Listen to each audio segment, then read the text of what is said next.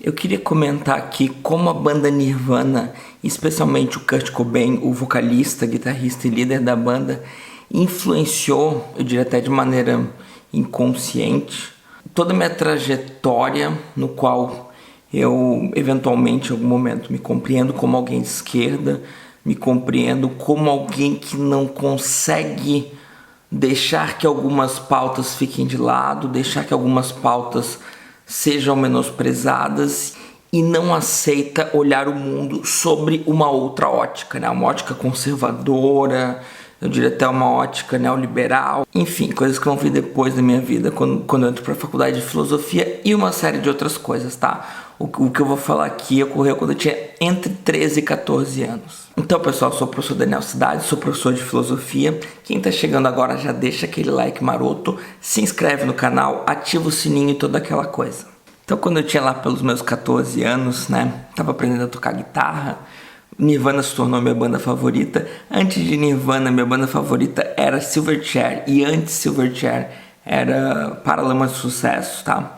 Poderia falar delas também, me influenciaram bastante, mas Nirvana virou e continua sendo a minha banda favorita até hoje, tá? Enfim, eu tinha alguns amigos, acabei influenciando eles a gostar de Nirvana também, mas eu tinha um primo que já gostava, tá? Um primo lá de São Paulo que já gostava, e a gente não tinha internet na época, né? E a gente trocava uma série de ideias sobre uma série de questões sobre o Nirvana, comprava revista.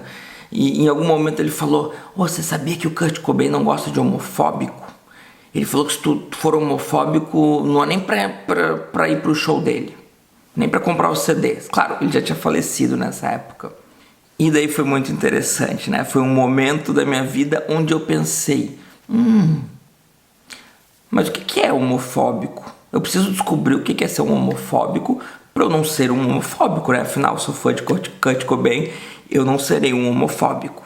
Eu até cacei a citação literal, que é muito mais legal do que o meu primo tinha dito, né? Que inclusive tá no CD Incesticide. Eu não pude conferir porque eu não sei mais onde é que tá o CD, mas parece que é só algumas versões, enfim. Incesticide, tá? Ele vai ter a seguinte frase: se algum de vocês, de alguma forma, odeia os homossexuais, as pessoas de cor diferente ou mulheres, por favor, faça esse favor para nós. Deixem-nos em paz. Não venham aos nossos shows e não comprem nossos discos.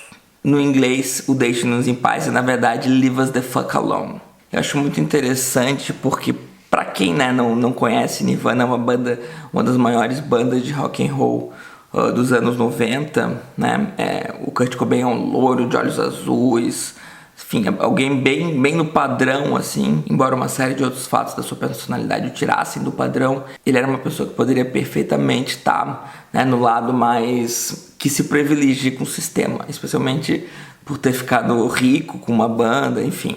Eventualmente eu fui descobrir que ele tinha uma série de problemas com Axl Rose, porque ele achava o som do Guns N' Roses muito sexista. Ele também, em uma entrevista, ele comenta que ele gosta muito do som de Aerosmith e Led Zeppelin. Eu particularmente também gosto muito das músicas deles, mas ele comenta que algo não caía bem pra ele, e depois ele entendeu que foi, de certa forma, o fato deles falarem muito dos pênis deles e uma série de coisas sexistas. Eu tô fazendo esse vídeo porque eu acho muito importante, né? A gente fala muito de arte hoje em dia, né? E tem muita essa coisa do artista que se posiciona, do artista isentão, que quer vender o máximo possível, né? Então ele não quer ofender ninguém, então ele, não vou me posicionar politicamente, o que eu acho particularmente muito problemático. Eu particularmente gosto muito dos artistas que se posicionam. Teve recentemente uma polêmica com o Chico César, né? Não foi bem uma polêmica, alguém comentou que para ele não se posicionar politicamente, que ele era muito maior do que a política, muito melhor do que os políticos, e ele fez todo um discurso, né? Foi um comentário inclusive educado, tá? Mas ele fez um discurso bastante ferrenho sobre como toda a vida dele, toda a música dele eram necessariamente políticas. Uma coisa que eu me identifico também do Kurt Cobain é que ele fala: não sou gay, mas gostaria de ser só para chatear os homofóbicos. Eu particularmente acho muito estranho essas acusações de que você é gay, né? Como se você tivesse que se defender, como se você precisasse se sentir ofendido ao ser associado com homossexualidade.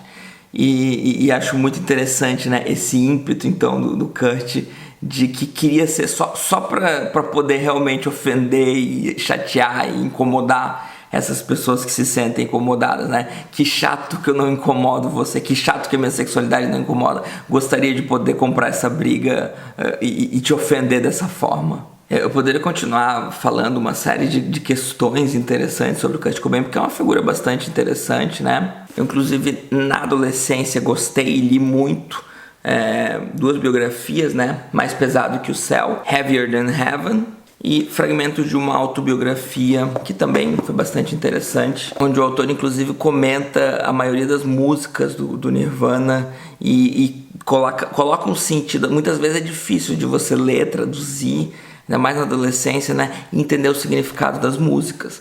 Mas o autor faz, nessa aqui, tá? Ele faz um trabalho bastante interessante de analisar as músicas. Só comentar que tem uma música chamada Rape Me, que significa estupre-me, mas é uma música anti-estupro, que causou bastante polêmica na época, porque as pessoas não entenderam muito bem o significado. Ele tem uma música chamada In Bloom, que eu tava pensando até fazer um vídeo só sobre ela, que é como o Kurt Cobain já pronuncia aquele fã que gosta das músicas, mas não entende muito o que está sendo dito, o que a banda representa, né? O famoso fã do Pink Floyd, a gente viu atualmente, há pouco tempo atrás, que ficou muito revoltado com Roger Waters, quando ele falou ele não num show, né? Como assim você vai falar de política? Eu vim aqui para ouvir música, quando as músicas do Pink Floyd são bastante politizadas. Ou o próprio fã do Rage Against the Machine, né? Ódio contra a máquina, ódio contra o sistema, traduzindo o nome da banda, que também achou absurdo o guitarrista, se eu não me engano, o vocalista, fazerem comentários que ele achou esquerdistas, comentários contra o Trump, né? E falou que se fosse para ver política ele não ia ouvir Rage Against the Machine. E daí, no caso, o integrante da banda desafiou ele a achar qualquer música que fosse do Rage Against the Machine que não fosse sobre política, porque todas as músicas dele são politizadas.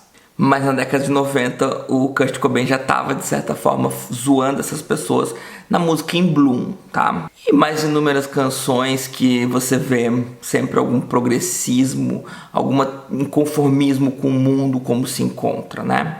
Então a arte me influenciou muito na minha vida, e Nirvana é uma das bandas que mais me influenciou, e hoje em dia eu vejo que não foi tão por acaso que eu percorri certa trajetória, né? Desde o começo tive aí a sorte, o privilégio de ter uma série de influências muito interessantes. Então é isso, pessoal. Não se esquece de se inscrever, deixar o like e boa noite.